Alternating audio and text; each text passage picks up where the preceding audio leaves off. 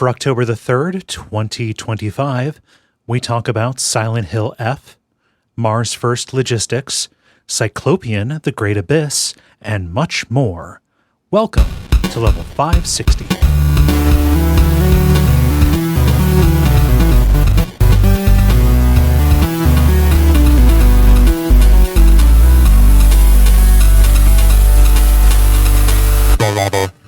My name is Kaye Ross. I'm Dennis Furia. I'm Moxie. And I'm Jala Prendez. And you are listening to The Level. It's a podcast for people who love video games.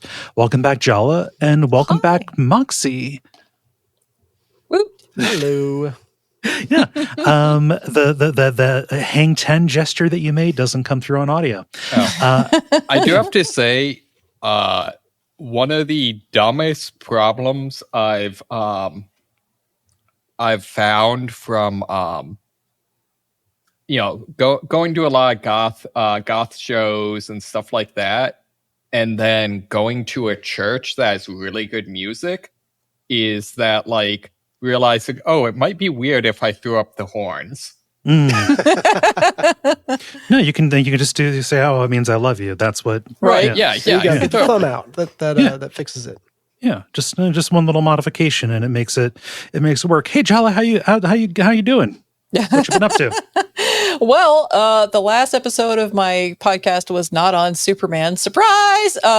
We had to swerve because of things happening in the guests who were planning to be on that episode's lives, and so that will come at a later date. However, we did do an interview with the CEO of Dratsy Games, the folks who are bringing us Alterium Shift, which I have talked about before because I played the demo, and I'm looking forward to its full release, which is supposed to be Q1 2026.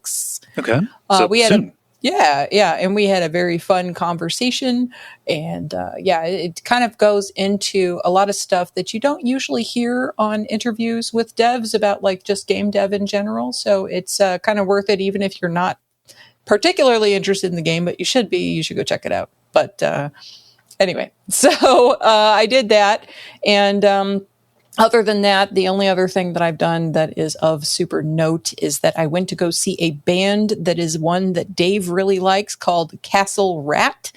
Castle Rat is like, imagine Red Sonja or Barbarella, but if she were in like an 80s or 70s hair metal band. Okay. And that's a great outfit.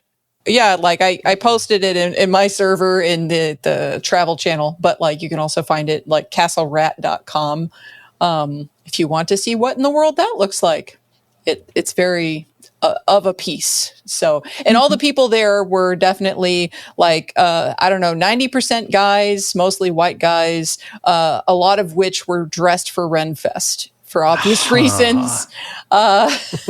So, like it skews a certain way with the audience, but anyway, everybody was really nice and sweet, and the concert was fun. So, if you have not heard of that band before, they just dropped a new album and they are currently touring. So nice. If that sounds like your jam, go look. Is it like a hair metal glam rock type of sound? I don't listen to a whole lot of 80s kind of stuff in general, so I couldn't tell you. Go Fair listen enough. to it, and then you'll find out by yourself. How's everybody else doing? Moxie, how about you? I'm doing pretty good. So this past weekend, went with some friends to see Damn Yankees at the arena stage. So it's, I don't know, like have you guys ever heard of this before? Yeah, that's a band whose name I've heard. Musical. Yeah, musical. Oh, okay. Sorry. Yeah. The way that you made it sound, I was like, Poser. okay. No. It's funny because like this is apparently a remake of like an older musical, because my parents immediately were like, "Oh yeah, we know all about that." But yeah, kind of the plot line is there's a guy who's he was a minor league baseball player and his father was like an extremely skilled baseball player, but played in the Negro leagues before like a black person could become a professional baseball player, or like you know what I mean, like you know what I mean. Be in the majors. Yeah. Yes, exactly. Right. Thank you. I am not a big baseball fan, so terminology. But so he ends up like making a deal with the devil to like become a like amazing baseball player and help the Orioles win the World Series. But he still loves his wife and can't get over that, and that threatens the devil's plan, and you know, musical numbers ensue. But yeah, no, it's really, really well done. The plot line is kind of basic. Like there is a lot of like the power of love, like just kind of corny stuff like that. Mhm. But the Corny musical? well, yeah, exactly. The music's really good. The other thing that was cool is it's actually theater in the round. Okay. So, and like they basically set up where like each corner of the stage is like a corner of the baseball diamond. Oh, that's dope. Yeah, that's a good yeah. idea. Yeah, and it's cool. It's also, like I said, it's got some updates that were kind of fun. Apparently, like the idea with his father being a baseball player, that sort of thing, was in the original, which is funny because that's kind of the emotional core of like this version. Mm-hmm. Mhm. And then it's also nice, they do a lot of scenes with like the various families that are watching the games, that sort of thing, and do a good job of like like there's a gay couple, there's one couple where it's like the dad is taking care of the kids while the mom watches the game, like stuff like that. So it's just, I don't know, it's kind of nice to see. They made this play about breaking the color barrier woke. Yes, exactly. So yeah, it's but yeah, a lot of fun. In particular, the guy who plays the devil in this is just amazing. Very like Screw Tape Letters, or like the devil kind of from Futurama energy. Okay. Like there's after the halftime, or after the intermission, the mascot comes on down on the set and like leads everyone in singing "Take Me Out to the Ball Game," and then like takes his thing off. It's the devil. And it's one of those things where like everyone in the stand starts booing, and it's that sort of thing. It's just really really well done. So a lot of fun. Sounds like a good time. That's awesome. It's funny that you mentioned a musical, because I'm going to be going to watch Man of La Mancha performed here locally. I really want to see that. Mm-hmm. I love Don Quixote, and I love how that takes Don Quixote and like turns it from a comedy into kind of a tragic comedy, sort of. Mm-hmm. Mm-hmm. Yeah. But no, that's cool. Definitely tell me how it goes. Oh yeah, and also I have like the movie version of the musical, because there's a musical that was done like a long time ago, 70s sometime, and that's one that I grew up watching. But I've never seen it on stage, so this would be my first time to see it. Nice. Yeah, I forget what it's called, but the final song that Dream the Impossible Dream. Is that it? That the woman that he kind of romanticizes things. I don't know the show. I just know we sang to Dream the Impossible Dream in show choir a lot. Dulcinea, the song that he sings for Dulcinea is probably one of my favorite songs. But then there's the one like at the very end, she's singing basically when he's Anyways, that one always makes me cry. Yeah. What are musicals for, if not that? It's been the last musical that I saw was a local production here of Cinderella that my little sister was in. She was the lead. She did Awesome. really good. Oh, wow, nice. Awesome. Yep. Dennis, how about you? Yeah, well, now you've got me thinking about musicals, and Jen has, I think there was a year or two in between, but got me tickets to see Les Mis at the Aronoff here in Cincinnati. And yeah, I just full on weep through the entire thing. It's amazing. But yeah, apparently it made enough of an impression the first time that she's like, run it back. That was a winner. Man. And I was completely here for that. Yeah, so this week was super fun for me because Luke recruited 2 new friends from school to play Pathfinder. Okay. And so he's in the middle school or elementary, whatever it is. He's in 5th grade now, and that's in its own new building. That's when like school clubs kick off. Okay. And he went straight to joining the gaming club. And he kicks in the door after gaming club, like the second week. He's like, Dad, there was a kid. He had a bunch of pencils and his phone out, and he was asking people if they want to play Dungeons & Dragons. And I told him, dude, put all that away. You're coming to my house. Did he say it like a pro wrestler like that? Knowing Luke, yeah, that's probably 90% accurate. And so this kid and his friend, came over, and so everybody was kind of new to each other, but Luke and Milo, and they were totally here for it. I didn't realize they were 6th graders. Luke is a 5th grader, and Luke thought they were 5th graders when he invited them. Otherwise, I think he would have been a little intimidated. But they came over. It was a blast. I think I posted the picture somewhere of.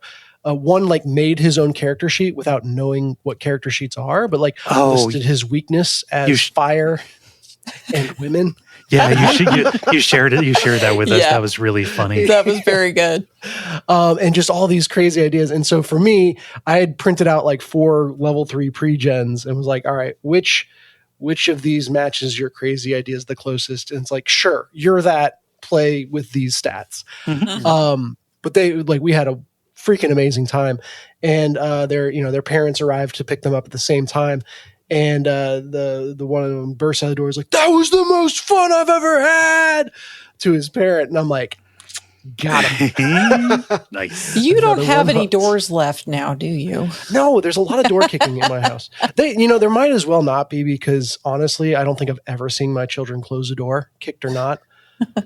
So it's a little bit of whack-a-mole on my part, but you just yeah, we do fresh air in our house. See, you just need to teach them how to lockpick. Get some levels in Rogue, and then they won't have to kick the door. That's right. That's right. But so they obviously wanted to come back for more, so we're looking for a regular day to do it. And then I'm translating the pre-gens into like actual building characters, and it's a real like Dennis loves reading rules thing where it's like, oh, I get to build some characters and go look through everything. I mean, that is the purpose of that. Is why you play Pathfinder instead of like 5th edition, is if you like reading rule books. Yes. hence probably why I'm drawn to it. But yeah, one kid did his concept with that was that he was 2 cats in a trench coat. Okay. one 2 white and one white. Well, usually it's 3 kobolds in a trench coat, right? Right. But he was trying to sell me on this whole idea of like, so when I die, I'm going to split into 2 cats instead of actually going down, and then each of the cats can act independently, but I'll take like a -10 on all my rolls. And I was like, do you have any idea what like the rolls even are? Like -10 is a lot, buddy. Yeah, I'm sure maybe you're thinking on a scale of 100, I don't know, 10%? That feels a little underwhelming. To be fair, though, I feel like, cats would probably take a -10 on a great many rolls. Yes. And then the other kid was a wizard that had a lot of acid spells, but was secretly a slime disguised as a human, like Octodad style. Okay. So a lot of not human creatures walking around like humans, I guess. Wait a minute. Is anybody here human? Yeah,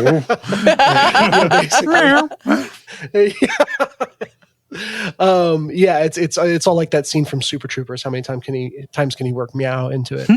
But yeah, it was a lot of fun, a lot of good moments, and now I'm digging in and be like, okay, so if I was gonna do like in the Pathfinder system, a slime disguised as a human, how would I build that? And so next time I'm gonna knock their socks off with. I want to say, does I thought Spelljammer might have a slime race. Is that right? Okay, I'll look into that. I know there's probably like a mutant human variant, or I can flavor stuff, so it'll be good. Mm-hmm. Yeah, so the group, when everyone is back, the group will be up to 5 kids playing. Good size group. That's about as big as you can get without really weighing things down. Yeah. But I'm excited to get everyone around the table. So yeah, sweet. That was Friday, and then they came back on Saturday to play another round. So 2 days of the past week gone to Pathfinder. That's nice. Awesome. Yeah. I just tried to take a drink of this black cherry ginger ale that I have, and I poured it straight down the front of me. But still, I persist. Okay. Yeah. See the dark spot on the front of my shirt here? The good news is it's a black got a shirt. dark shirt on. Yeah. I can see it. Yeah.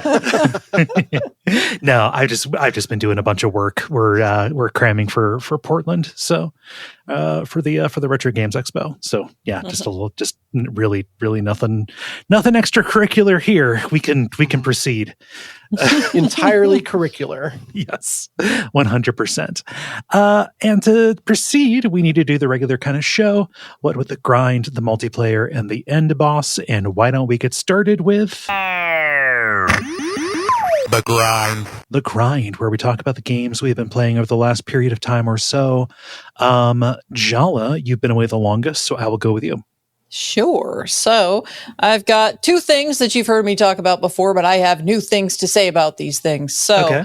The first of which is Cyclopean, the Great Abyss. I continue to stream this game, and I continue to have a lot of fucking fun with this game too. So I found a way out of the Abyss, but then the item that I needed to get out with, I couldn't get it because I couldn't be friends with ghouls because a Gug ate the thing that I needed to be friends with the ghouls. And so I couldn't get this other item to get out through this particular place I found. So then I had to go elsewhere and go, oh, well, now what do I do? So then I ended up getting on a boat with all of my cats. Like now I have 9 cats and 3 or 4 Gugs and then a night gaunt.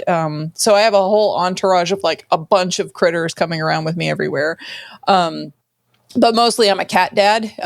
My name is Alfred something or other, but we call him Alf and he has cats. So That's very funny. Yes, that is why his name is just Alf from now on. So, but yeah, like I found out that night gaunts are basically your fast travel. So if you become friends with night gaunts, they serve like Nodens, the Lord of the Great Abyss, and they travel you places. So if you talk to them and like after you've become allied with them, they will just take you places that you need to go. Nice. So that's cool. Does it explain their method? They pick you up and carry you. I mean, that happens in the actual stories as well. Yeah. So okay, yeah. and it's not like they're opening a portal. It's just no. brute They just fly you over there. So, Nice. But yeah. Also, I tried to kill Pikmin. So Richard Upton Pikmin is the bane of my existence in this playthrough. I was friends with him on the first game that I was playing originally, but then like when I lost that save data because there was like updates during the time that I was busy with stuff with my dad. I just didn't get back to that save. Like I could go download another, like the old version of the game to play that, but that was too much work. So we just made a new save. So in this playthrough though, Richard Upton Pikmin is not my homie. He is my enemy. And I tried to kill him multiple times and he is too powerful. Okay. So It made me very sad. How did he respond after the first time? Like after I tried to kill him the first time, I had to reload my game because he murdered me. But I see. Okay, but he like if you are not friends with ghouls and you try to talk to him, he does like 47 damage to your wits, and like you have like at this point I think I have 50 something. So like he wrecks you. And like, if you don't have enough wits to still stay afloat after that, then you just black out and end up somewhere else in the dungeon because like he just traumatizes you. Yeah. I get it. It's hard to talk to ghouls. Right. That's your one weakness along with fire. So anyway, yeah, that made me sad. But then I found another dungeon. I found Nodens, the guy who runs the Abyss, and I tried to kill him, but he's very strong. He's even stronger than Pikmin, of course, because he's the god of the Abyss. So that didn't work. So then I found another dungeon. Okay. After I was on a boat. I got on a boat and I went around and I tried to fight a maelstrom. That didn't go well either. I was like, oh, what's that whirling thing over there? Let's go. It might be like a big, like a big tentacle creature. There's the Kraken. Okay. Like Shining Force. Okay. Let's go fight the Kraken. Oh no, it's just a whirlpool. It just ate me. That was the end of that. Okay. So I've met several ends. It's been entertaining. I am now in Sarcommand. And now that I'm in Sarcommand, it is my understanding that there is going to be a way out at the top, at least if the original books have anything to do with it. Mm-hmm. Okay. So I might have theoretically found yet another way to get out of the Abyss. There's several different ways the game can end. So, is Sarcommand the city from The Outsider? I don't know. Oh, so yeah. Isn't Sarcommand that those puzzles where you push around boxes? You're thinking of Sudoku. Well, anyway, so I'm there, and so far in that dungeon, I've almost completely cleared one floor in that dungeon as of the last time I was playing, and I have only come across lots and lots of corpses of things, which leads me to believe that the next time I go to like the next level, I'm going to get my ass handed to me by whatever's in there killing everything. So that'll be fun. But yes, I'm deeply enjoying this. I am definitely looking forward to Cyclopean 2. And all of that wonderful fun as well. So, any questions about Cyclopean? Cyclopean 2 just hit early access, right? It's not in early access. No, he just got a Steam page. Gotcha. It has a Steam page that says coming soon. He doesn't have it in early access yet. He's working on it, though. I mean, that's all some games need to take the license to say early access. So, so is 2 a direct follow-up to the first game? And, it is. Knowing that there's a bunch of different endings. There are a bunch of different endings. I think you have to re-roll a character in Cyclopean 2, but basically you start out in the Upper Dreamlands, which is where you're trying to go at the end of the Great Abyss. Like your whole goal is to get out of the Great Abyss into the Upper Dreamlands in the first game. So then in the second game, you are in the Upper Dreamlands. Here's the world, go nuts. So if I remember correctly, like the Upper Dreamlands, though, are where things really go off the rails, because that's where it's like all the deities live in, right? Right. So yeah, I don't know what all is going to be there, and I don't know how long that's going to be in development. But the thing is that I will tell you right now, Cyclopean has a lot of replay value. Like there's so many different things I want to go back through and do again. And then as I keep learning more and more about the game, I'm like, I might even try roguelike mode once, because like it is possible to beat the game on roguelike mode, but you need to know a lot about the game to be able to do that. So anyway. Can't try to go through any doors. No, I can't just be trying to bash all the doors. That doesn't work. You would not fit in my household. We tried that. Yeah, I know. That's right.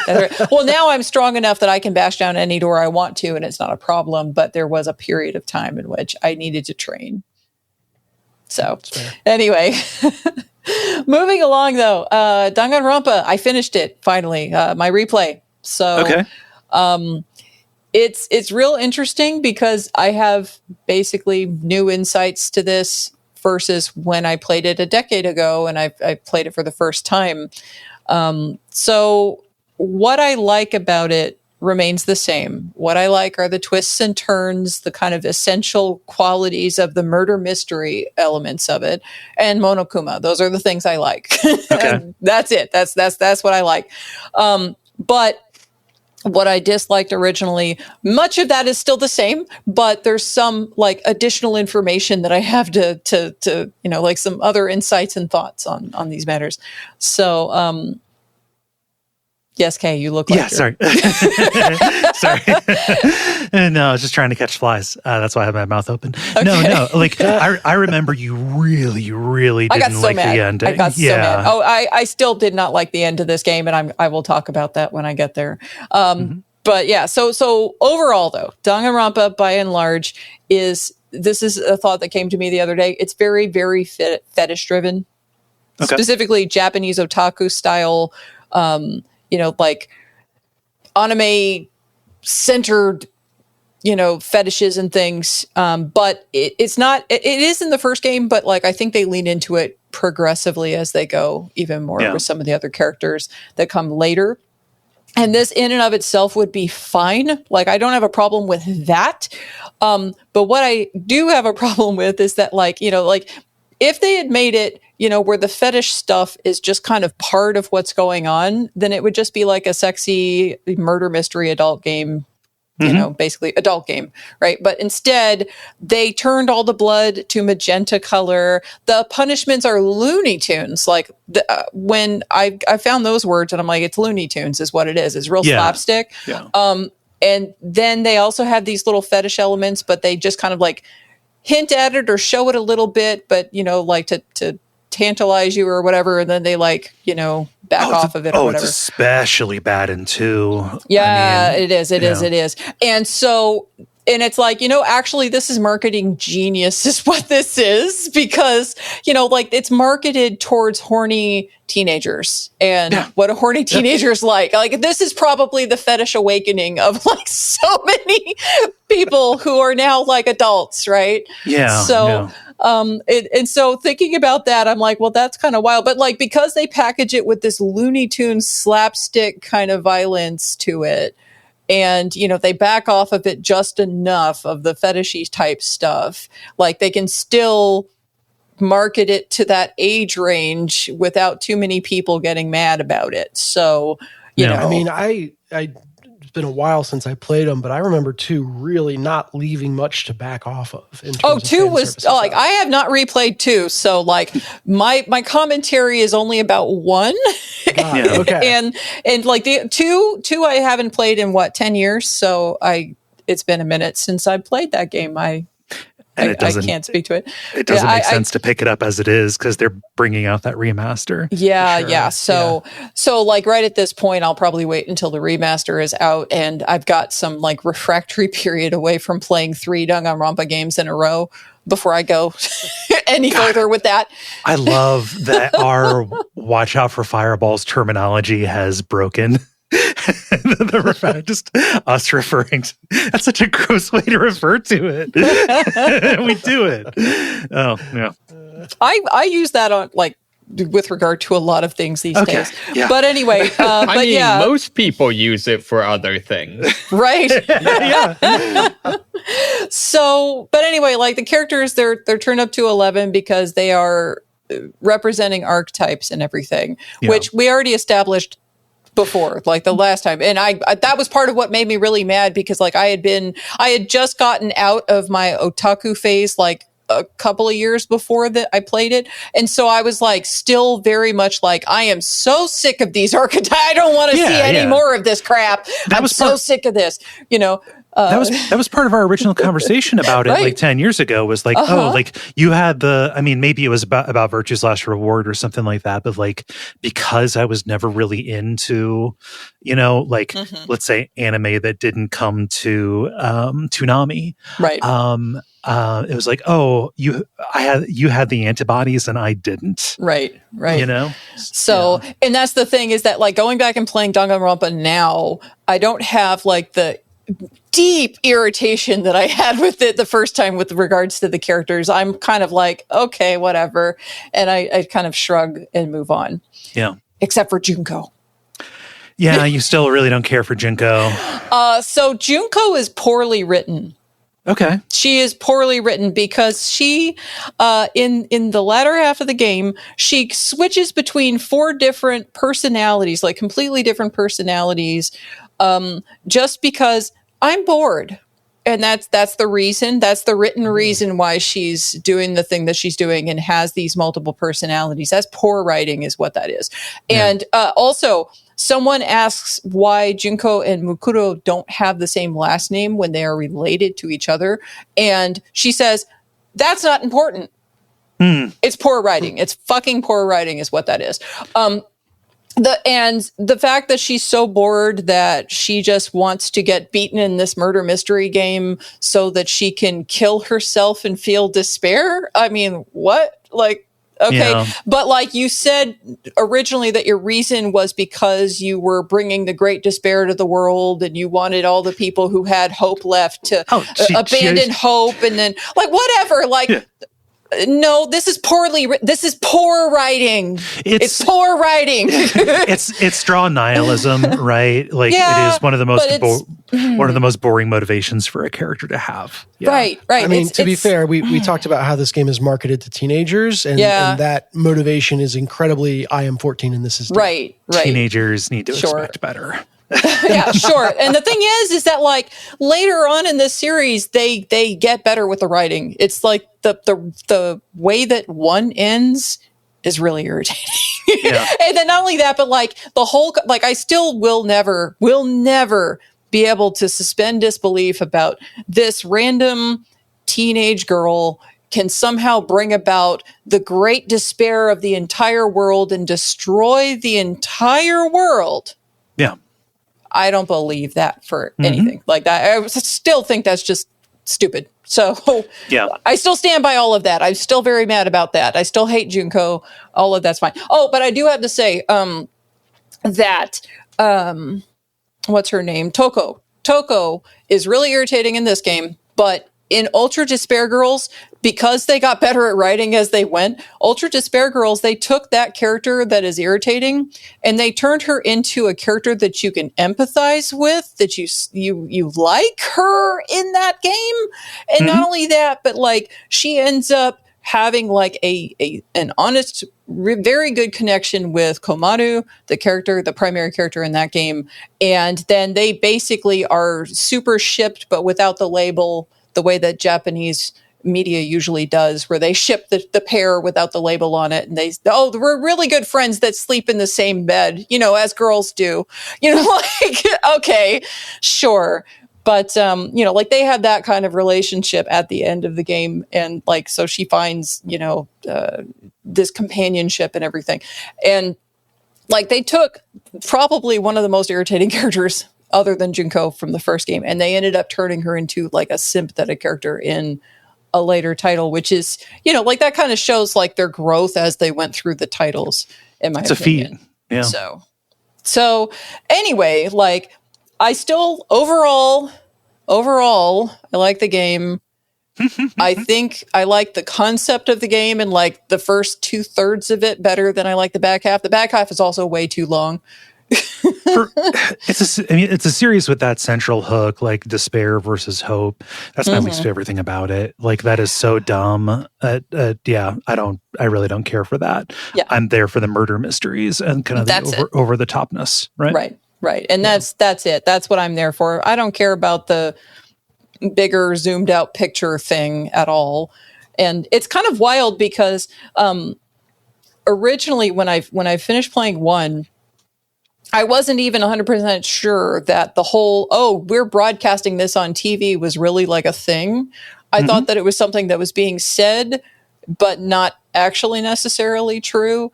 And like the way that it's mentioned once in the game. And then at the end of the game, like you see them all just like opening up the portal and going out into the open bright light or whatever, but you have no idea what's waiting for them when they get out there. So like when I got to Danganronpa 2 and then I'm like, oh really? That shit was real? Like I was surprised. I was like, I thought you were just throwing, because like that should have played into the ending more if that was actually whatever. Yeah. No, it's a fucking mess. Whatever. Yes. So anyway, I played through that. I am satisfied on the replay that I still land in about the same place I did the first time around. I just have a little bit, I just have a little bit more to say about it overall, but Also, the only other thing I have to say is that I have Final Fantasy Tactics downloaded because today is the day that it released, and I wanted to play it before, and I didn't get a chance because I didn't have any time.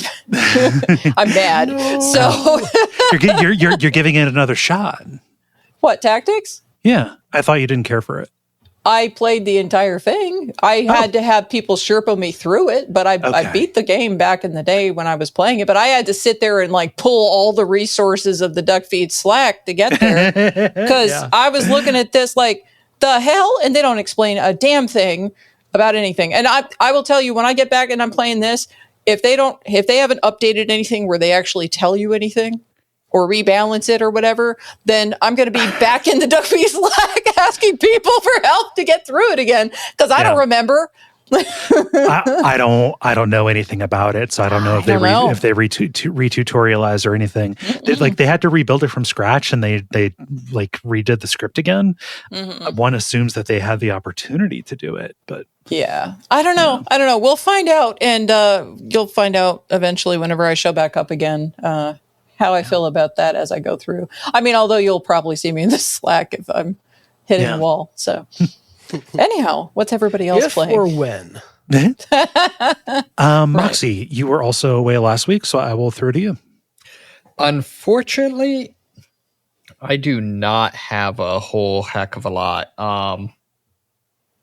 This is kind of between times for games, at least for me, by which I mean like I have not purchased Hades 2 yet. Okay. The between times. Dennis, I did try Darktide got a new patch that significantly changed the talent trees for 3 of the classes. And I don't know, Dennis, what your feelings on. I kind of like the new changes. Well, let me tell you, if you go in and forget to update your talent tree and play around with no talents spent or no talent points spent, you're going to have a bad time. So apologies on that front, because I definitely got the team killed the first time we tried. And I'm like, what is going on? Why am I dying so easily? I feel like I've forgotten how to play the game. It's once I spent all the talent points and everything, I liked it fine enough. I think there's, I was in a place with the character I was playing where it's like I kind of knew what I wanted him to do, and just he did that pretty well with the old tree. And so as long as he did it pretty well with the new tree, I was happy. Okay. And so when I say like it doesn't feel like much changed for me, that was a good thing. I didn't want to have to like completely reinvent what I was playing. And so it feels like at least in my character's tree, they refocused it a little bit on things that can help the team. So there's a bunch of things now that like when you do certain things, you will return toughness is like their rechargeable health stat. You will return toughness to the squad if you're doing certain things. So as long as you pick the skills that line up with the things you want to be doing, you'll by default be helping the team more. Okay. Yeah, the big thing I've seen is that so each of the classes kind of has 3 subclasses. And so for all of the big decision points, so you've basically got your grenade, or what they call a blitz. You have your activatable ability, your special ability, and then you have your capstone ability that, significantly changes how it plays. And there's 3 of each of them. And I think a lot of the changes are now it's much more easy to hybrid class. So like previously, say the, width of the tree might be like 7 or 8, 7 or 8 like talent nodes. So if you were, say, playing, mostly spec'd into the melee side of the tree, but for some reason decide you wanted like the grenade from the ranged side of the tree, you would have to like go sideways across the tree. Whereas now, like, it's generally no wider than about 3 talent nodes, so it's much easier to, like, zigzag back and forth and get exactly what you want. Mm-hmm. Okay. So that's been good. They also added a couple of new weapons, and they added a new event which features, I guess, a new boss character where it's like a guy equipped with like a plasma pistol. Okay. I don't know. It's weird. Honestly, I don't think either of the games, this or Vermintide, actually did bosses all that great. And I feel like this one particularly does them not so great. It does a lot of, like, every so often the boss will get a, like, energy shield that is you have to, like, take down the energy shield before you can do damage to him. Mm-hmm. There are only so many MMO battle gimmicks you can import. Yes, exactly. I thought it was very funny though, because the shield procs based on how much health they've lost. And so I'm facing this for the first time and going, oh my God, what are we doing wrong? Because the second I pop the shield, it's coming back up. And like, this is terrible. And then Moxie pointed out, no, that's just because we have a way over leveled person on our team and they're doing damage fast enough. Oh, yeah. Shield was popping right back. I was like, oh, okay, we're winning. Good. Yeah. Awesome. But to be confused about whether the boss fight is going well or poorly, it does not speak very well to the design. Right. Yeah. It's one of those things I almost feel like I don't know that you could take bosses out of the game because they're kind of they are important from a gameplay and pacing standpoint. But they're not actually all that interesting most of the time. That's just boss fights a lot of the time. Yeah. I would say the same thing about Silksong, but then I'd get run off the internet. Oh, that'd be dumb. Yeah. Well, there are, like in Trine 2 specifically, the bosses that are in Trine 2, because that's a puzzle platformer and it focuses emphasizing on those puzzly aspects. Like the boss fights in there kind of manifest themselves in terms of like a puzzle. Like there is a big guy, you are fighting the guy, you do damage to the guy, but like there's a trick somewhere that you have to figure out. Yeah. And that is kind of like the fun of that. I mean, once you know the trick, then like that the boss fight's easier, but still, like I find that probably one of the more enjoyable types of boss battles that I've ever encountered. Yeah, I find myself really missing the puzzle mechanics from Vermintide that don't really show up in Darktide. I just remember in Vermintide there's a lot of like, in this area it's completely pitch black, but there's only one torch. So like one person has to grab the torch and like make sure that everyone's getting the light they need to like actually fight. Mm-hmm. Just stuff like that, but that's life. But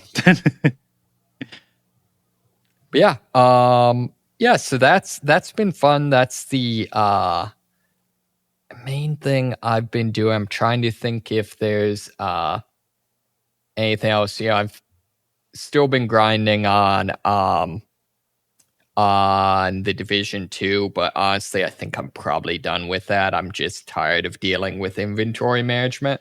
Yeah. Mm-hmm. So. Yeah, that'll kill fun real fast. Yeah, it really will. But well, I have a really good segue on the boss fight front. Go for it. Yeah, go ahead, because you had Warhammer as well. Yeah. So I continued playing Borderlands 4, and that game has really upped their game on boss fights from what I've seen in any of the previous games. To where, you were talking, Jala, about how that puzzle element really makes bosses fun, and figuring out like, okay, what's the trick here that I need to be doing? And every boss I've faced so far in Borderlands 4 does a great job of incorporating something like that without going pure puzzle boss. So, the boss will have a certain attack that you can then like hijack one piece of it if you go at the right time and break their shields, break their invulnerability. Depending on where you hit them, it'll open up different weak spots. They will also do the whole like area denial thing where you're trying to like jump away from their big attack into the safe circle and all that. This is just, I'm just reciting stuff from one boss. Like, they can, there are little ads running around the arena, and they will kill their own ads to regenerate their invulnerability.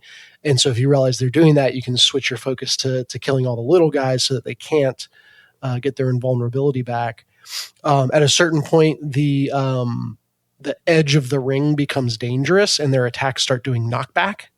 And so like you gotta be thoughtful about how close you are to them, so that when you get knocked back, you don't get like knocked back into the poop, as it were. And so, yeah, it's just like really, really mechanically interesting.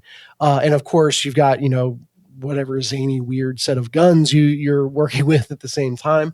It's come together really well, across, that was kind of the big boss of the first area. But I've done some special bosses as well, and seen a bunch of different takes. They're all really fun ideas for like, hey, how can this not just be a bullet sponge? Yeah, right. And I very much appreciate that.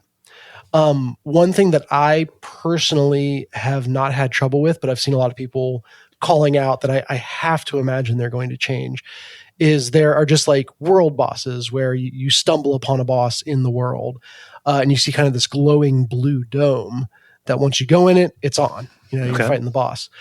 The problem is if you set a toe outside of that dome for even a second, the boss immediately despawns. Oh shit! Oh, So no. you can have like the thing 99% dead and just get thrown by a rocket or something. Yeah, And sorry about you, your whole progress is lost. that is super irritating. And Yeah. there should be like Yeah. a grace period or countdown from 10 or something. Yeah. That's what everyone is saying, is like 5-second countdown. That's all we need. Yeah. That would fix it. Like how was that not found already? Yeah. How was Right. that not implemented already? It also feels like, why not just let people have their fun? Like, just make the boss not despawn, and if someone Yeah. cheeses it, they cheese it. Right. Yeah, and there's a little bit of that. I think the last time I talked about Borderlands 4, I said it is way more open world than the previous games, and I feel like a part of leading into that is, yeah, you're going to be able to cheese some stuff. So I will be extremely surprised if that is not patched, if not in the next week or so, like very soon. Yeah. But yeah, having a great time. Latest favorite weapon is a sniper rifle that the bullets lodge into the person or the scenery, whatever you wind up hitting. And then when you reload, it explodes everything that you've shot. Oh, that's cool. Cool. So is really fun to have a group of enemies charging you and hitting each of them, Like- dealing, just like moderate damage, but not a ton. And then, kicking out the magazine and watching them all just pop. Yeah, that sounds Very really cool. satisfying. Yeah. Legendary weapons, or I don't know if they got a different name, but the golden weapons in the game, a huge criticism of 3 is that they didn't feel special. Like they're a dime a dozen. You have so many dropped on you just going through the course of the game, that it doesn't feel special. And they dialed that back in a big way in 4, to the point where, because I pre-ordered like a half hour before launch, so sue me. But because I pre-ordered, I had a golden weapon to start, but that was, just good for the very beginning of the game. I think I found a golden shield and a golden grenade, but just now at level, I think I'm 23 or 24, I Okay. found my first golden weapon, like golden gun. And it is super cool and a huge power spike and all the stuff that you want that big shiny to be. So they successfully corrected for some of the loot, The underwhelm. buffing. Yeah. The loot mismanagement in 3. Yeah. Yeah. God, to So get that's an cool. aspect of the loot wrong in that game, Yeah. that kind of that's game. Right, kind of what it's about. Well, and the people that I know that have been playing Borderlands 4 really love it. And also, a mutual friend of ours, Moxie, Tim, Wirehead Tim, finished Hades 2. And I was like, Yeah, how that did you is finish Hades 2? And insane. that's because he was playing early access, so he only Yeah. had to do like 10 runs to be done. But They let you carry over your 115 total progress. hours. So Yeah. yeah. Yeah. That is exactly the reason I have not played Hades 2 at all in early Right. access. I quote unquote finished Hades the first, meaning I kind of saw the resolution of the main story, but I know there's a ton of like Extra stuff. unlocking all Right. the interactions with all the characters that I never got to, and I want to before I play Hades 2, but I'm in the impossible situation of I've gotten too rusty to jump back in on my old save. Dude, where you're I'm never doing, going to do that. You're never going difficult to runs. 100% Hades 2. Just look it up on a wiki and and grab the second one. Yeah, because it's starting fresh is then like 200 hours to reinvest. So To be fair, if but you've seen Dusa, you've seen the best part of Hades. yeah, I actually Dusa was the person that I saw entirely through their character arc. Because best girl for sure. I have not seen the characters from Hades 2 invade the internet in the same way that the characters from Hades 1 did. I feel like a lot of people have the a lot of people who would have been susceptible to it are captured. So there's not as much like to travel like from new people, Yeah. So, yeah, I can see that. also, it's a different environment too. Yeah. Right. Very fair. Yeah. Yeah. So speaking of environments, I've also been playing Expeditions again, the Mudrunner game. Oh yeah. Navigating the environment there. This is Expeditions from different the book. from Expedition 33, right? Yeah. It's an expedition from the Book of SnowRunner. Yeah. Right. Yes. Honestly, if they had named it that way, I would have given them respect. Okay. But yeah, so it's kind of, I did myself a disservice. Expeditions came out right when I had bought my racing wheel. Okay. And I very, very stupidly thought like, oh, driving game, I've got a wheel now. I should play this with my wheel. Probably not. Yeah, it was not designed for that. And I fell away from it pretty quickly. But I, just wanted something zen that I could listen to a podcast while I was playing. And so, Expeditions, I'm like, I'll dip into that and I'll play it on a controller. And the experience is night and day. Like it is so much more fun playing on a controller. And I've gotten further and faster in the game than I ever would have with the wheel. So not that anyone else who played this game thought they should do it with a wheel, but I can confirm. If it's there, right? Like, I don't know. Yeah, well, you want to justify your purchase and everything like that. Yeah. But yeah, the game is just such a singular experience that you are driving along at 10 miles an hour, 15 miles an hour, really just trying to figure out the puzzle of like, how do I get over this big rock? And the game gives you an objective. You're at point A, and you got to get to point B, and maybe drop something off there. I don't know. All those are ancillary. It's just to force you to move around the map. Mm-hmm. And it's such a choose your difficulty game where it's like, okay, I'm going along this ridge and I need to get like a level down. I could do it right here where it's really steep and rocky, or I could drive for, a minute that direction and it looks like there's a shallower hill there. But, I'm feeling aggressive here. Do I go to the bridge or do I caulk and fjord? Yeah. Exactly. I've got the Cybertruck in the game now, so it's just super easy to go around all that terrain. It's like the ultimate off-road vehicle. It's not actually okay. That's not actually okay. All right. No, that's only Fortnite that the Cybertruck is in. Wait, that wasn't a satire? Like there actually was the Cybertruck in Fortnite?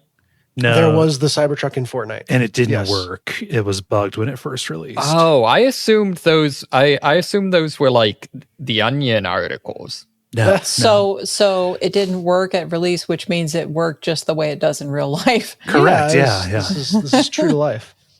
But anyway, but going down the whatever place you decide, especially if you decide a more difficult spot, like you can spend 15 minutes on just one little section trying to make sure you've lined everything up and get the balance right and get the winches connected to the right points. And just like you can get so lost in that in a very, very fun way. Yeah. So, I've appreciated it coming back from that standpoint. Eventually, they give you a bunch of expeditions in each area of the game. And I've been playing through those. Eventually, you get to a free roam where you there's like the expeditions are missions that you take at the start of when you're setting the level up, but the levels are full of tasks or kind of submissions that you take while you're in the level. So the idea eventually is to get to the point where it's like, okay, I'm gonna load up a bunch of gear, drop in, and see how many of these I can knock out in one run. And that's kind of how I played the game the first time I went through it, but that also created a lot of situations where my eyes were bigger than my stomach and I wound up upside down or out of fuel somewhere with no recourse. And so playing right now, just focusing on just do the task at hand, do the main mission. And I'm looking forward to going back to free roam, but I will go back to it with all the equipment unlocked and a better understanding of the terrain and all that stuff. So I feel like I did expeditions dirty with my choices the first time around, and I'm getting rewarded for coming to it with the right approach the second time. Nice. So I remember one of the fun things in Mudrunners or SnowRunners or whatever was eventually you get just the crazy like Soviet era vehicles where they're like half tank. Is that in this game? Can you get like the weird variant vehicles? Yeah, they're scattered around the map. So to get the vehicles, you find where they are on the map and then tow them back to base, which is a real fun challenge in and of itself. So far, what I've found is like a VW bus kind of deal, and then some other more Jeep-like things. Expeditions is less about like the 18-wheeler rigs and more about kind of the Jeep off-road vehicle kind of stuff. I think that crazy stuff is in there. It's just further on in the game. Yeah. But like as they've released DLCs for it, I've just seen them in the store. I haven't bought them. But like whereas for Mudrunners, SnowRunners, it was the like, okay, this is basically a tank vehicles.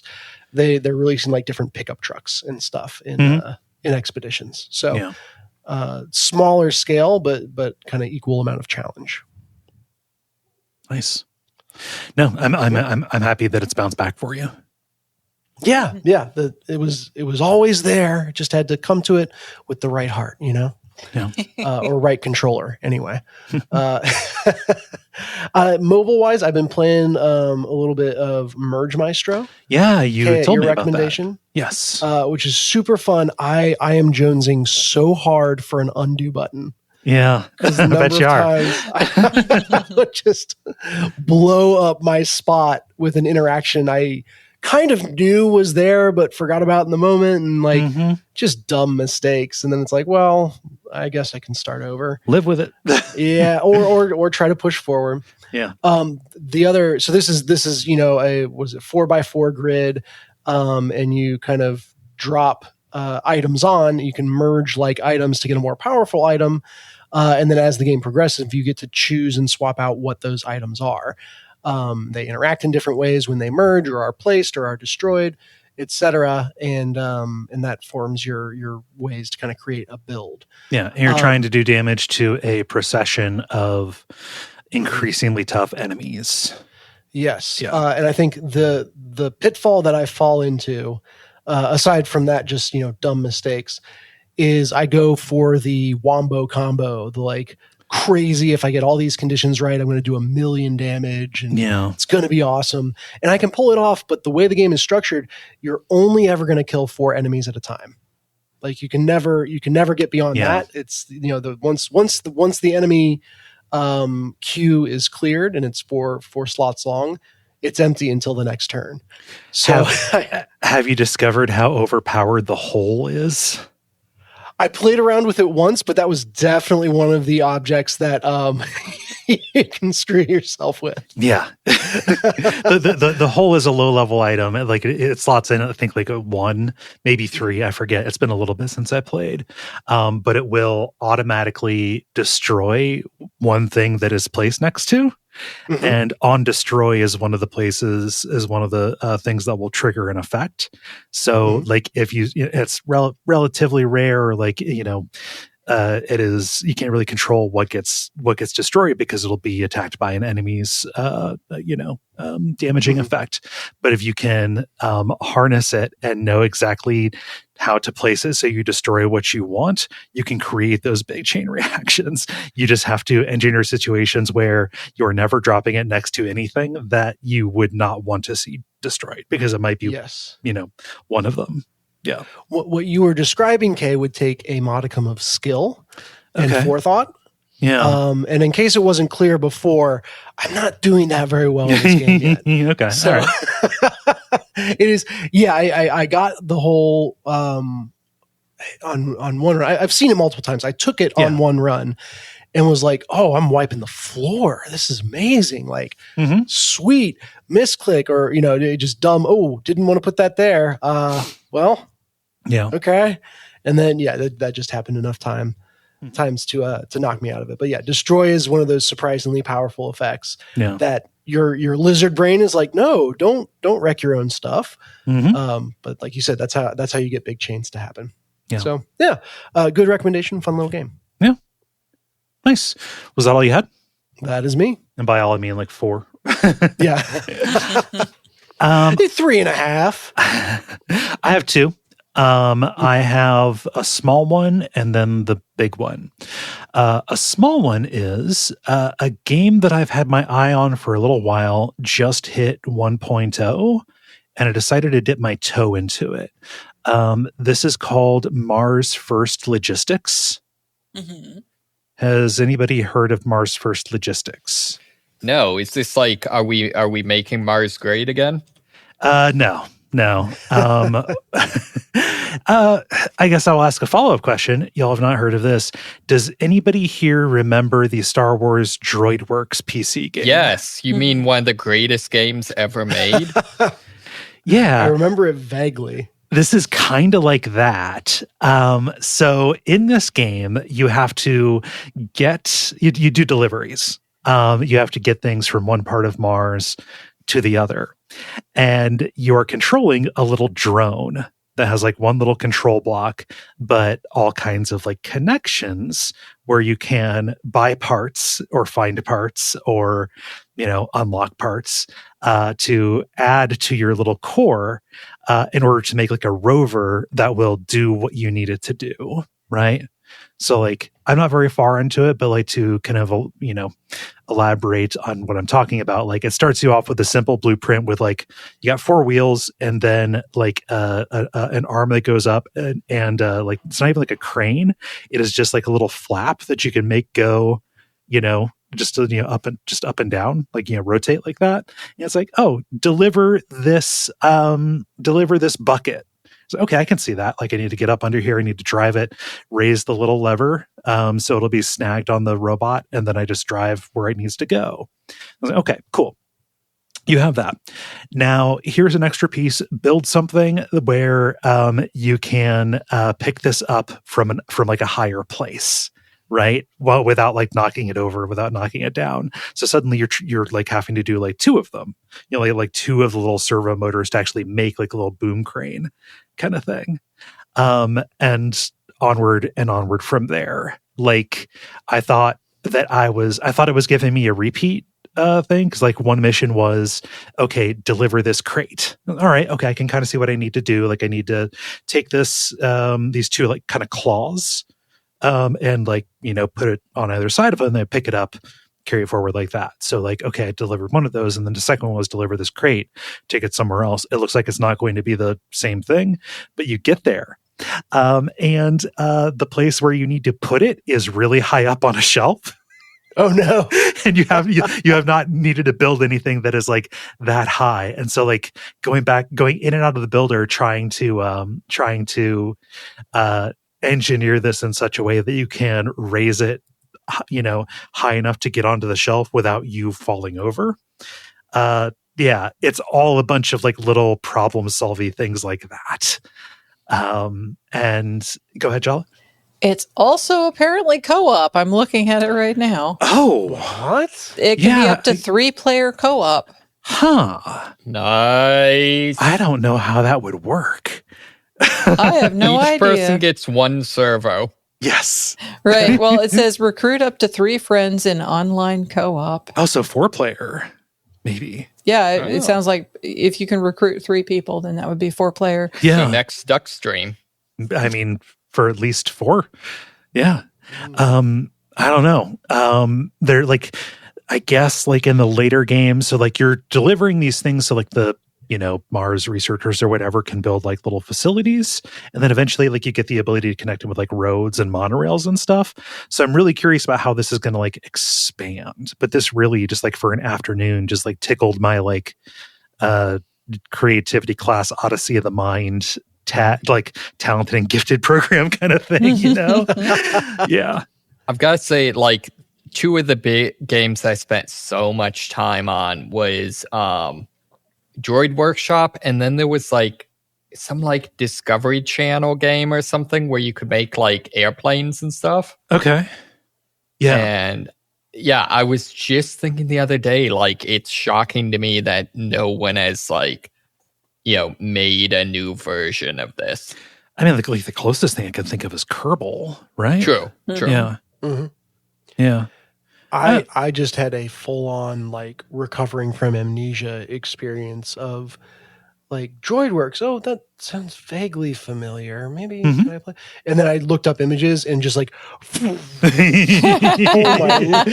my, comes flooding back this repressed my memory. childhood. Yeah, yeah. Oh my god. DroidWorks, like you were. It's basically like a very similar thing, less like outright modular as this is, but more like, okay, you've got to either get across this space, you know, so here are the parts. Like you are assembling just a crazy number of combinations of Star Wars droid parts to like solve physics puzzles in a way that really didn't happen very much back in the day. Like DroidWorks is how I learned like about counterweights on elevators and pulleys and stuff. Yeah. Mm-hmm.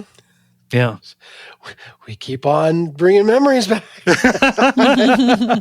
the level you're talking about suddenly. Okay, we're really blowing Dennis's mind, so we should probably. Really are. Also was noteworthy for making me feel really bad in every other game where you just slaughter the Jawas. Oh, yeah, because the dramas are just helping you, right? Yep. Yeah. Oh, well. It's fiction. What are you going to do? I don't know. Did you want to hop on a plane and go save the Jawas? Oh, I would definitely play a Star Wars game where you're trying to save the Jawas. The other thing that I've been playing, and I've not beaten it, so I can't give full impressions of it, but Silent Hill F. That came out last week. I intended to like have my own playthrough and be done with it, but as I said, I've been cramming to get ready for Portland, so all that I've played is what I've streamed. It's neat, although there was a lot of chatter in the chat, and I did not have an answer to how is this a Silent Hill game and not an unrelated horror game set in Japan. I don't know how to answer that question just yet because I haven't beaten it. But what this is, you are playing as a young woman, kind of like a high school girl, like you're wearing like a school uniform kind of deal, Hinako. And she and her friends are pulled into a Silent Hill-esque other world, foggy town, everybody gone, monsters, kind of like a spreading corruption, except this time instead of like rust, it's like malignant plant growth, which is real neat. And you are going and doing Silent Hill stuff in the kind of the interaction model of this third-person action game. So you're still exploring these environments, looking for pickups, but the fighting is very Dark Souls-y. And they said, hey, we were not setting out to make a Souls-like or anything, but just like this is just how action games are made. Yeah, it feels like that kind of shows. I'm fine with the combat. I think the thing that it is missing is enemy variety. So like to give a little bit of like a description of how it works, like you have a stamina meter, you have lock on, and there is not like a perfect like parry system. There's a counterattack system where the enemies on certain attacks, like they'll like flash, like they'll kind of like go through like this kind of like chromatic aberration shift. And if you press the strong attack button right at that time, you cancel their attack and you do a really strong attack. And you have like a limited resource called focus, where you can slow down time, and it widens the window when that's going to come in. And if you slow down for long enough, your focus meter charges up and you do a special attack that lowers your maximum sanity being like an alternate health bar kind of deal. Yeah. A super weird element of watching this streamed, at least the way that Kaye had it set up, is you can't see any of those bars she just mentioned. Yeah. So I'm hearing you describe this and be like, oh yeah, no, my face cam is down at the bottom left with the background exclusion. Yeah, so I guess I get my dumb body is blocking the meters, but nothing dumb about it. But yeah, the one time it was you were running away. Mm-hmm. And suddenly your character just like stopped and started panting. Yes, there's like, I can't go on. And I was just like, that is brutal that can just happen to you. Yeah. No, I sprinted until I ran out of stamina, and that was right. it. Yeah. Yes. They really punished that. But now I'm understanding, like, oh, okay, you had some indication. Yes. Yeah. I was just too focused on getting away and dodging and all of that. Yeah. Moxie, when you said like, oh, it kind of shows, like what stuck out to you from watching the combat where it's like, yeah, this isn't working? It looked like a lot of just like hit trading. Okay. I don't know. It didn't look like. It looked like you, in order to make effective Soulsborne combat, you either needed the quick step from Bloodborne or the shield from Dark Souls, whereas it felt like enemies didn't really stagger when you hit them and just kind of seemed to kind of attack when they felt like it. They do stagger, they do telegraph. I'm just not very good at this yet, I think is is what's standing. The dodge is akin to the quick step in Bloodborne, if not in the way it presents, at least in the way that it kind of feels, iframes wise. So like that's not sticking out to me. As far as hit trading, a lot of that might just be me being bad. Yeah, but it needs more enemy variety, as disturbing and as cool as the enemies are. Yeah, the mannequin kind of look is great, but yeah. how I think I saw 3 enemy types in the time I watched. I think I've encountered like 6 between like the Okay. light world and the dark world. Got it. Yeah. Yeah. So there's that. I don't have enough of like the story behind it to, to be able to speak to that. Like there is cool stuff going on, like just I ended the last session right before I got to the school for people who were, kind of following along, with a pretty wild revelation to have this early in the game. So I'm very curious to see where this is going to go. But the writer on this is like a really good visual novel writer. It's the writer behind the When They Cry series, Higurashi and Umineko, which I've been curious about. Moxie? So the thing I wasn't sure of is, in particular, I don't know which is the dark world and which is the light world. The like period drama Japan. That's the dark world. Just seems a lot less interesting than the Silent Hill version. Partially because it seems like it's just period drama Japan. Yeah, and that's the thing that I went on at length about on the stream, but I'll repeat myself here. There are so many Souls-adjacent games kind of that have the medieval Japan kind of trappings. I think Team Ninja has put out like 6 or 7 of them in the past year. Yeah. That like the other world being, it can look good, but being this medieval Japan, like walkways over water, looking kind of deal, does make this feel a lot like a bunch of other games to me. And that is an aesthetic that I just need to cool down from. Like it is like just constantly wearing out its welcome for me. And in the face of, hey, here's this small town, like a town in decline in 1960, the mid 1960s Japan, nothing is set there.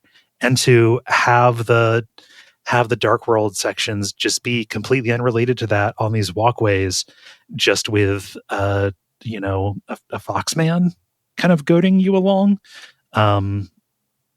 is disappointing. Well, and it also, I realize this part where you're saying, but it also feels like it doesn't have kind of the liminal space thing that Silent Hill had. I would never explicitly say Silent Hill had like a liminal space thing going on. Like where have you seen something like that in the series?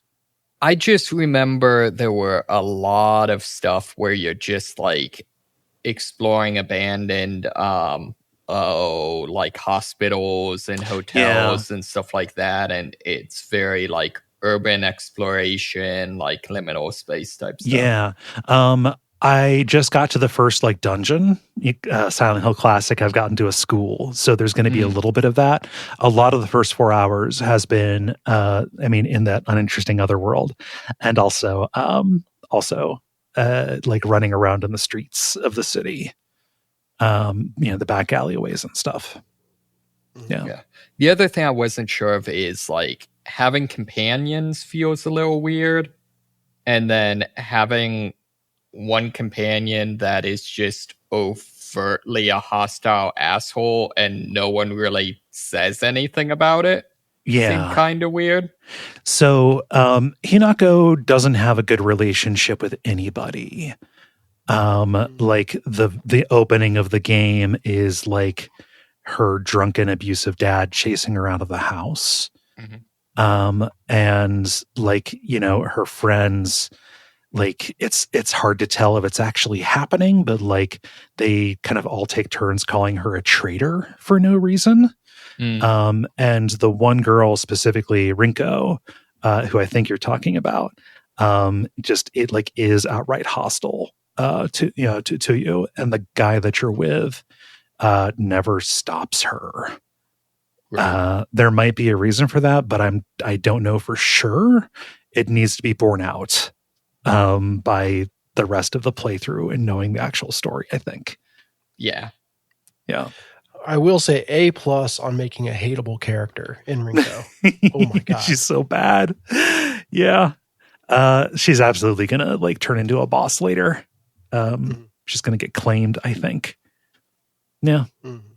So it's neat. I've not people kept on coming in saying, "Hey, how is it? Hey, how is it?" I'm withholding judgment. I'm having a good time with it so far, but like, yeah, it's hard to figure out where to come down on it aside from like aesthetically, right?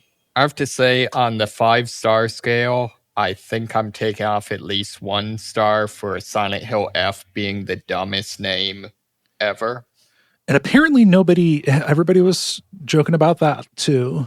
I called it, I said it's the F stands for fake friends. Yeah, apparently like even on the Reddit they are they're arguing about what that means, so it's not explicitly answered. I don't know. It is distinctive.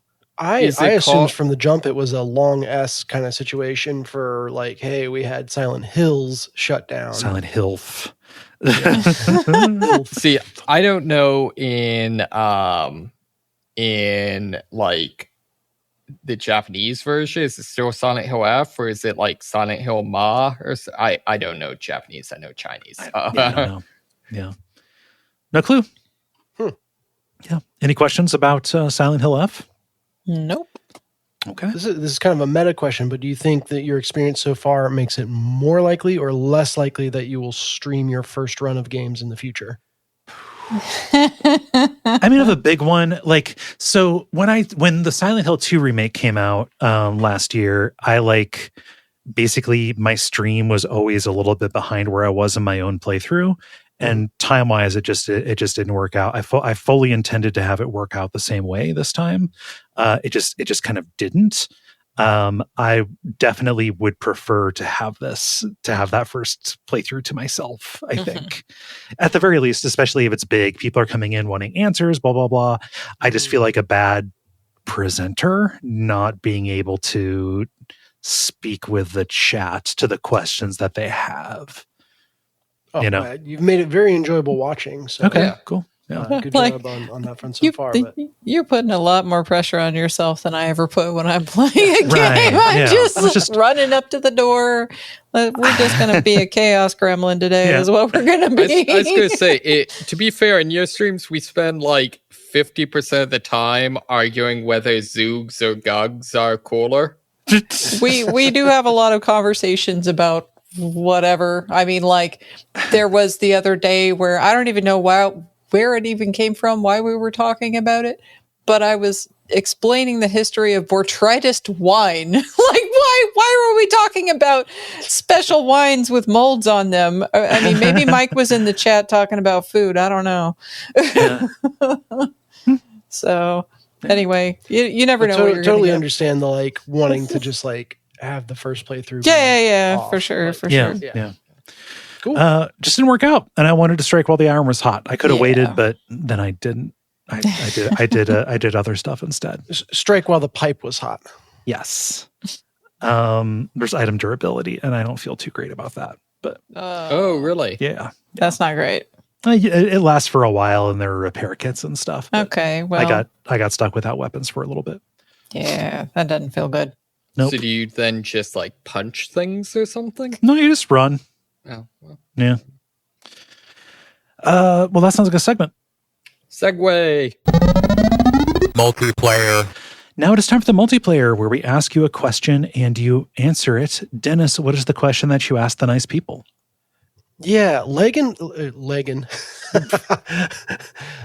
Horizon Adventures almost got by us without us commenting on how weird it is that this video game got turned into a Lego video game.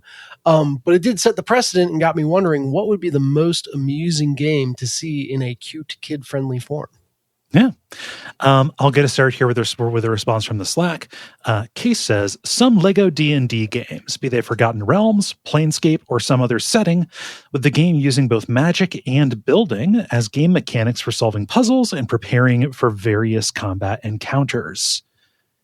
given that there is an official Lego D&D set that I am constantly talking myself out of buying, that is less unlikely than you would think. Is there really? Oh God, it's like $300. It's like $350, and it's gigantic.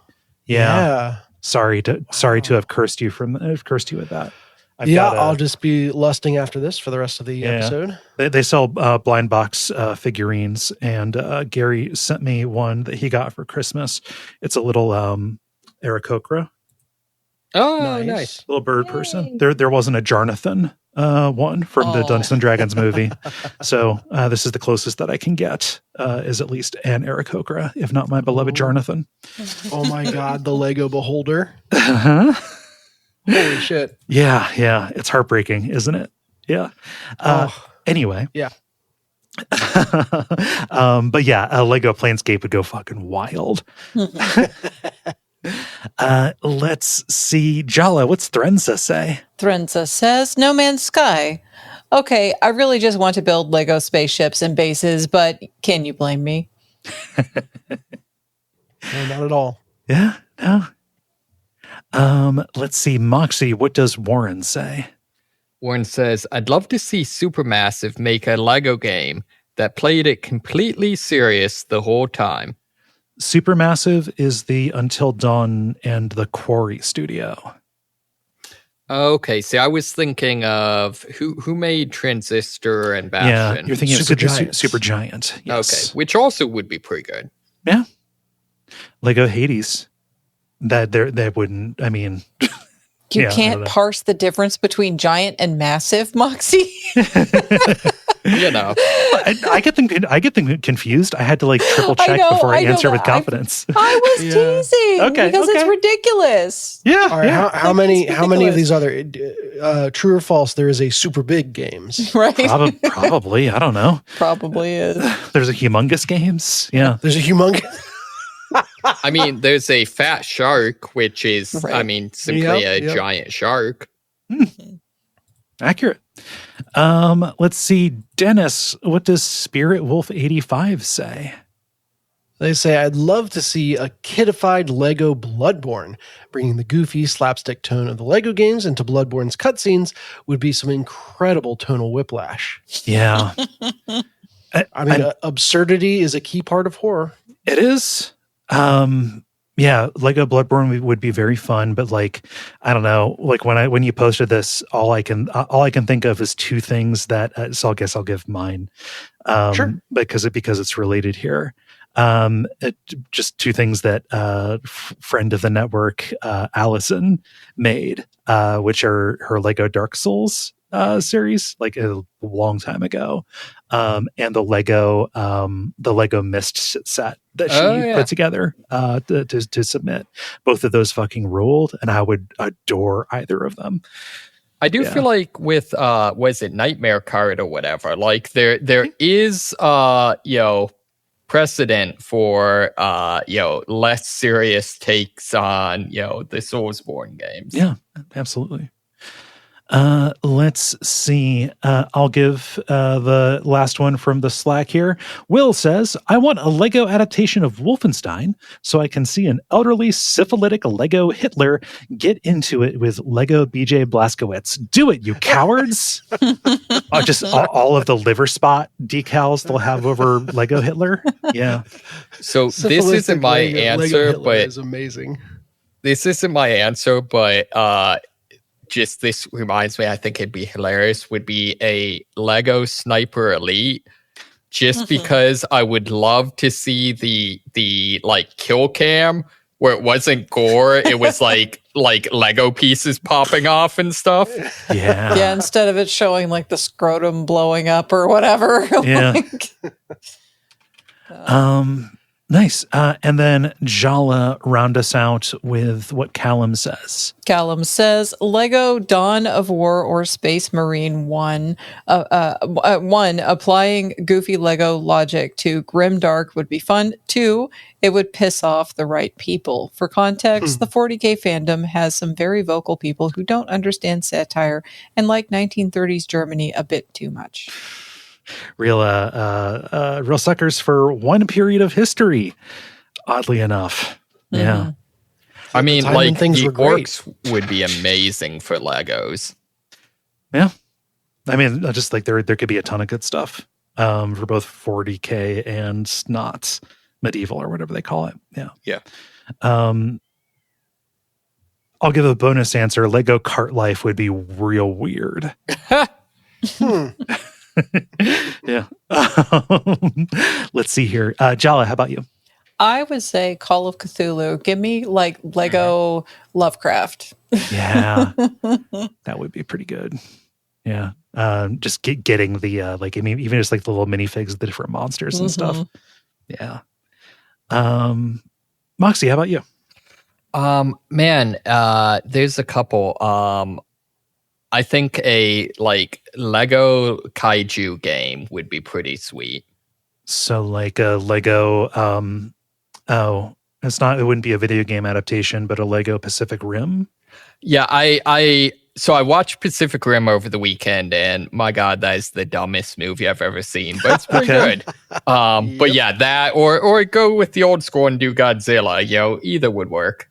The other one I'd say is, and this is maybe a little bit of a deep cut, but a Lego adaptation of the Deception series. Techno's Deception, the trap building game? Yeah, exactly. Where you're just building like Lego death traps. That could be pretty good. Yeah. And Dennis, how about you? Yeah, I did not necessarily mean for all of these to be specifically Lego games, but I guess when you think of cute kid-friendly games, that's kind of got the market cornered. I would want to see a Lego Mortal Kombat. And just all the fatalities you could again, like that would be the Sniper Elite thing of like in the same seeing vein. gore become just like, well, it reminds me of in the Lego Star Wars when you played as Chewbacca, you could like rip people's arms off and you just got pop. Yep. It was fantastic. Yeah. So all the fatalities, how creative they get, and then adding another layer to it of translating it into Lego would be very fun. Yeah. I think that wraps up multiplayer. Thank you, Dennis, for posting it. Thank you, people, for responding. If you would like to participate in these, go to follow the Level Podcast bsky.social on Blue Sky and watch for the prompts to go up on Monday afternoons. The end boss. Now it is time for the end boss, where we talk about things that are going on in the world of video games and how we feel about them. Dennis, let's get the big bummer out of the way. Yeah, let's just rip the Band-Aid. Yeah. If it's in the game, it's in Saudi Arabia, apparently. Oops. Yeah.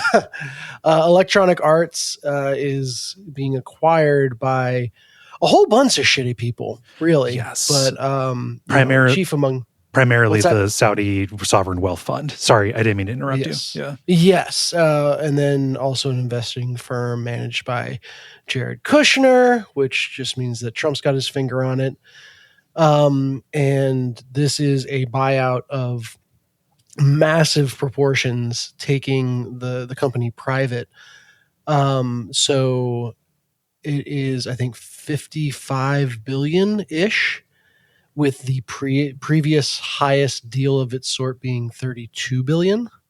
Was that when Microsoft bought Activision? That is when Texas Utility went private in 2007. Okay. Which, I mean, has just gone swimmingly if you look at Texas Utilities. Jala? Yeah. Can you confirm? Yeah. Abundantly, yes. Yeah.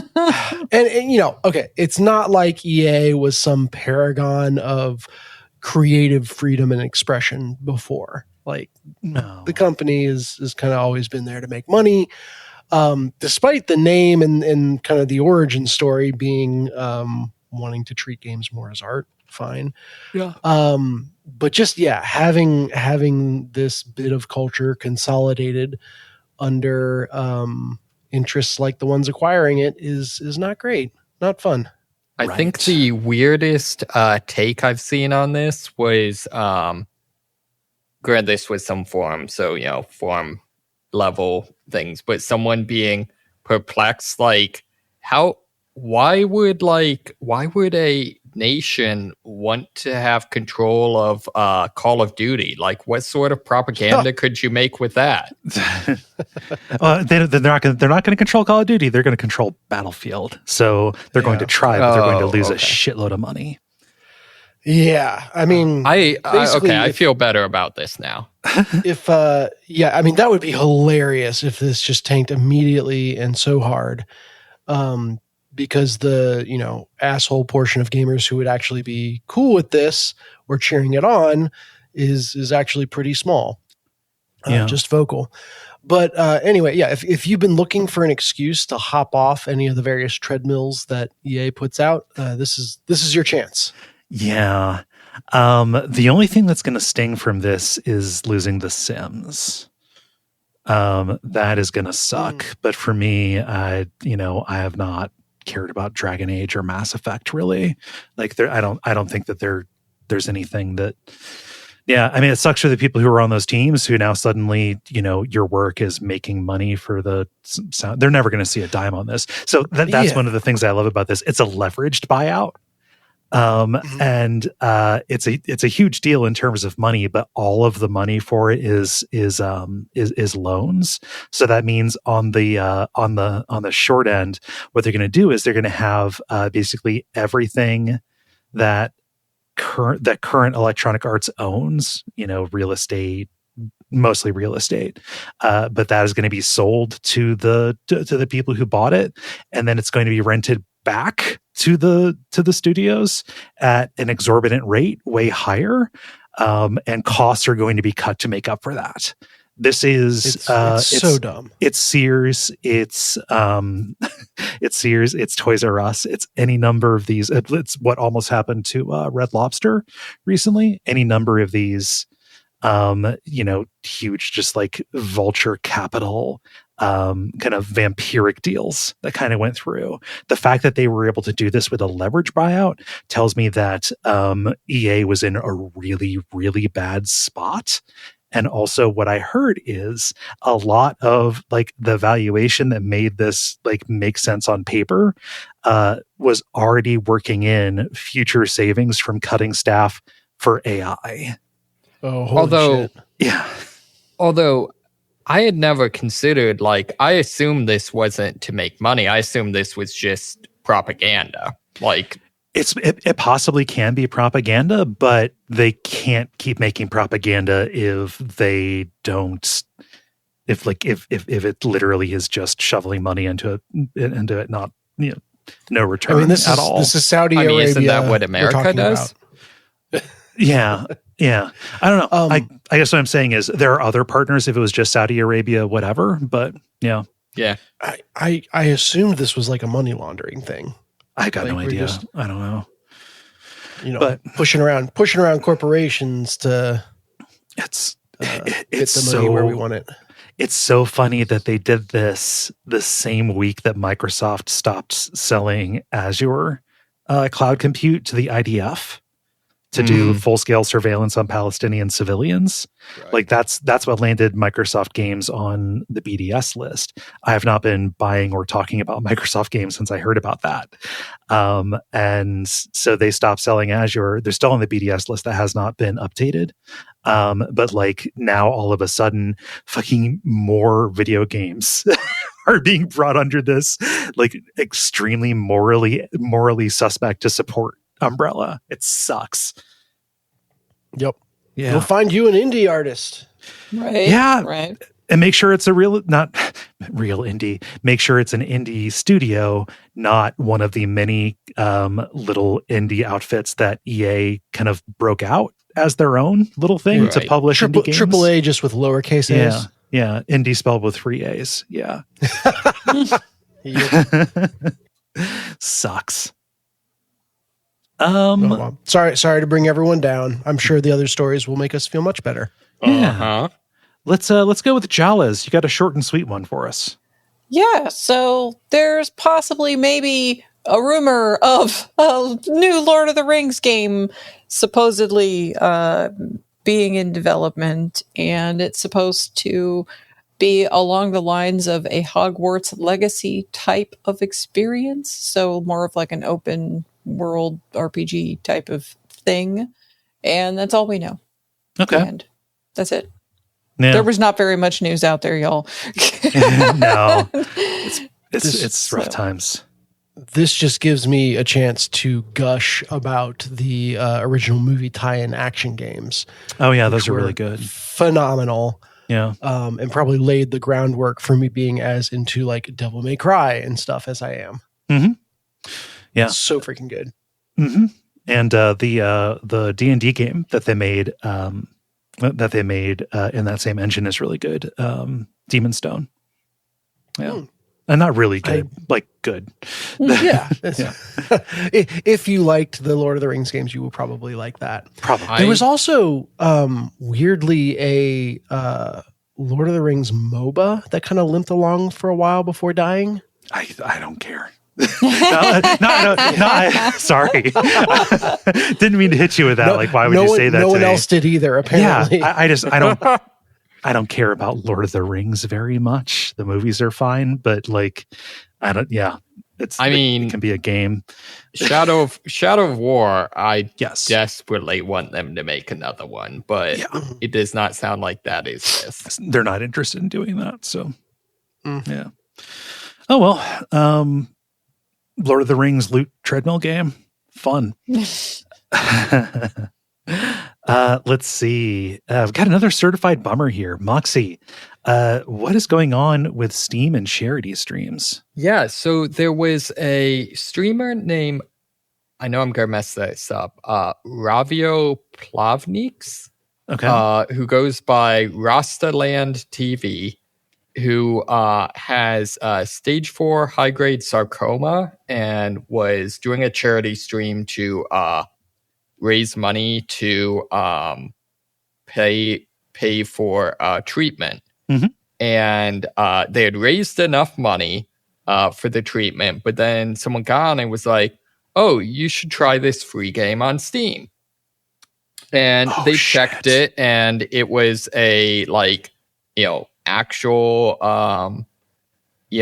verified Steam game, that sort of thing. I think had some positive reviews, that sort of thing. But when they installed it, apparently their money they had raised was in crypto, and it basically just drained their account. And you lost me. God. I'm sorry. I know they were doing money for cancer or whatever, but don't put it fucking in cryptocurrency. I don't know what their situation is. So the situation should be not in cryptocurrency. I don't know where they're based out of. It is super. It is super insecure. I'm not going to come down very hard on him for using crypto. Yeah. The positive side of this is that apparently they started a GoFundMe and have raised 58% of their goal, and that's probably what he should have done in the first place. Yeah. Right. And apparently a crypto influencer named Alex Becker, who I don't know who that is, but has said they basically just sent the guy the money he lost in crypto. So just not the exact money, but hey, you lost this amount. Here's this. This sucks. Yes, exactly. Okay. Exactly. Yeah. So that is cool. As much as I was going to say this is like a set and spike. Yeah. Oh God, I got robbed of all my money by this mysterious thing that you can't track. Everyone give me money to make up for it. We don't know for sure that happens. I know. I don't know. This procs my asshole. Don't assume any good faith button. Yeah. Don't fucking do it if you don't want this stuff to happen. Yeah. There's other ways, and apparently you were already using one of those other ways. Yeah, as a backup. Yeah. So the fact that he fell back to GoFundMe, that's kind of why I sighed during that. I didn't read that far down in the story. And I was like, oh, okay, so he had that available to him from the start. Okay, right. So yeah. So, the only reason I bristle back, not because I'm a crypto defender or whatever, but crypto is the only way you can buy DIY HRT. mm-hmm. And it's just it's a way to get money that otherwise would be hung up in some kind of regulatory kind of way. Right. Kind of deal. When the party of small government doesn't want you to be able to buy stuff. Right. Yeah. So Yeah. that's the reason why I was like reflexively like, oh, let's see what it is. Sure. If he used GoFundMe and had that available to him, probably should have done that. So Probably. the other kind of elements to this one, apparently, like, supposedly people or researchers into like cybercrime or something say they think that this game is stolen at least $150,000 from various people, and that they might have identified the person who did it as a Argentinian immigrant living in Miami. Okay. But I feel like the more interesting thing on this is like, what was this game doing on Steam? Yeah, that's definitely a failure too. And like Valve has sure. been pretty bad about keeping crypto miner games off of Steam. Mm-hmm. Yeah. No, this really shouldn't have been there. You're right. Yeah, it's fine. I was just thinking the other day, like, it is so deeply frustrating to me. I was trying to find a new game, and it's like, you basically can't find new games that aren't like AAA or, super well known, because there's just too much random shit on the system. Yeah. Yeah. I mean, and if you do end up finding something cool, I can't tell you, like, I think I would have to go to two hands to count how many times I have bought a game and then went to look at the AI disclosure. And I was like, well, fuck, I have to refund this now. Whoops. Yep. God. Just vipers everywhere. Yeah. Huh. And my story, this one is more funny than anything. So Deus Ex, 2000 game, considered to be one of the best games ever made. You can still play it. Like, you can get it on GOG and it runs fine. I think it's part of, they've kept it running. There are mods you can get that restore cut content, fix everything, et cetera, but Aspire, the studio that does remakes of games, has decided, hey, we're going to do an HD edition of the original Deus Ex. Oh, see, the headline said a remake or remaster or whatever, not just the, like, we're going to throw some textures at it. Yeah, it looks like a fan. I saw somebody on Blue Sky say it looks like a fan texture update from like 2005. Mute it, but like just the YouTube trailer that's in there for this. This was shown at the state of play thing that was just this past week. The trailer is hilarious because it starts out in the sorry, it happens. It starts out in the old visual style, and it's during a did you see it?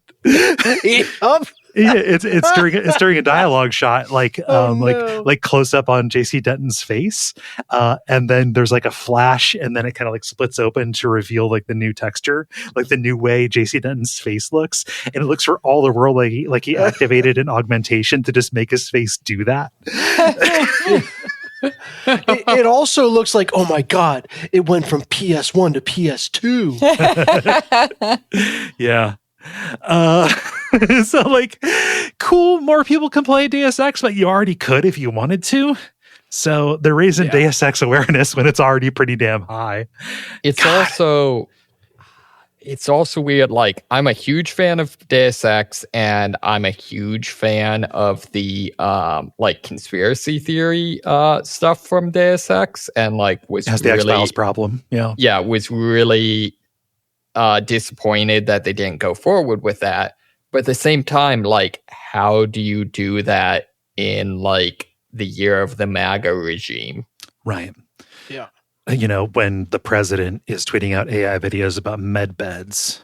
Well, AI videos of himself that he doesn't realize aren't real. He probably so dumb. Everything is so fucking. Yep.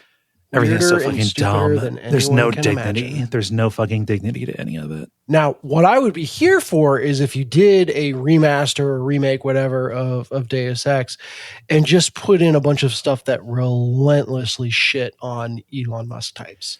That would be Like, pretty let's- funny. The Let's one do that. thing, But like Bob Page is Elon Musk in this. Like, Yeah, fair. yeah. But The one it thing needs to I'm be interested- even less subtle.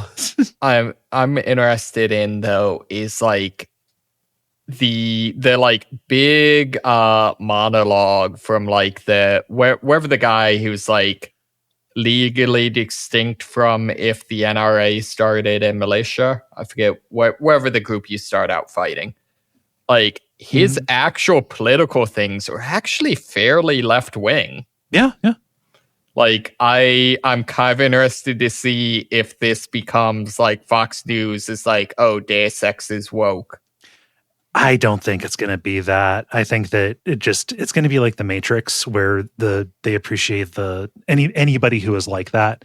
I don't think there's going to be like a huge conservative overlap. It's just going to be, Elon Musk doesn't like Blade Runner. He just thinks that the main character's name is Blade Runner and says that. Shit. Like nobody knows it. Nobody knows shit about shit. So, Right. Has he actually said that? yeah. It's like Blade Runner for my favorite movie, Blade Runner or something. Yeah. It is shocking. Like, how is he that dumb? Being rich enough that your own needs are nil and everybody else's, there, being so rich that you are alienated from every other human on Earth has the same like brain damage effect of getting kicked in the head by a mule 4 times a day. Yeah. Yeah. Seems, yeah, that makes sense. Being rich enough that nobody can call you on your bullshit. Yeah. So yeah, just watch the trailer for that reveal of the new style. It is so fucking funny. Whatever, play Deus Ex. You can play it now. You don't have to wait for the Aspire remake. It's good. Hooray. How does everybody feel about buttoning it up? Buttons. The credit. Thank you so much, everybody, for listening to The Level. This is level number 560. We still do not know when the Watch Out for Fireballs panel is going to be. Portland is really running us against the wall here a little bit. So if people are trying to make their plans, we can't say if it's going to be Saturday or Sunday. We'll tell you as soon as we know. I am checking all the time. But yeah, that'll be the weekend, October, I think the 17th through the 19th, with a meetup at Quarter World on a Saturday night. There's that. And the usual stuff. Tell your friends, leave a rating or a review wherever you can, and consider joining the Patreon. Get a bunch of cool bonus content. Jala, what is happening over on Jala's Place? The Alterium Shift interview with Dratzy Games, and that you can find at jalachan.place. Cool. I have been Kaye. You can find me on Blue Sky at k.zone. I've been Dennis Furia. You can find me on Blue Sky at Furia Games. I've been Moxie. And I'm Jalachan, and all the places you can find me. The end. And stick around for some titles.